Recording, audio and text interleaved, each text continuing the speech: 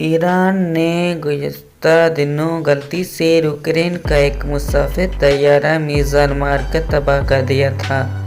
اس جہاز کے پائلٹ کی اہلیہ کے متعلق ایک حیران کن انکشاف سامنے آیا ہے۔ روانگی سے قبل اپنے شوہر کو منتیں کرتی رہی تھی کہ وہ اس جہاز میں سوار نہ ہوں اور اسے نہ اڑائیں۔ مزید پائلٹ کی بیگم کا کہنا تھا کہ اسے ایران اور امریکہ کے مبین کشیدگی کے باعث شدید خطرہ محسوس ہو رہا تھا۔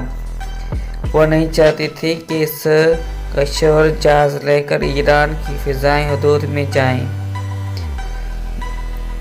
مزید اس کی اہلیہ کا کہنا تھا کہ اس روز میرے شوہر نے مجھے کہا کہ ایران اور امریکہ کی کشیدگی کے باعث ممکن ہے کہ پرواز منسوخ ہو جائے، لیکن جب پرواز منسوخ نہ کی گئی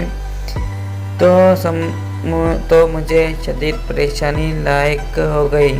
میں آخری وقت تک اس جہاز اڑانے سے روکتی رہی، لیکن اس نے مجھے جواب دیا کہ ہمیں مشکل صورتحال میں رائے فرار اختیار نہیں کرنا چاہیے۔ اگر میں نہیں جاؤں گا تو کوئی اور جائے گا۔ مگر میں نے پھر بھی اسے روکنے کی کوشش کی، مگر وہ نہیں مانا۔ واضح ہے کہ اس سانحہ میں پائلٹ اور عملے سمیت 136 افراد لقمہ اجل بن گئے تھے۔ پائلٹ 2 بیٹیوں کا باپ تھا۔ مزید ویڈیو دیکھنے کے لیے ہمارا چینل سبسکرائب کریں۔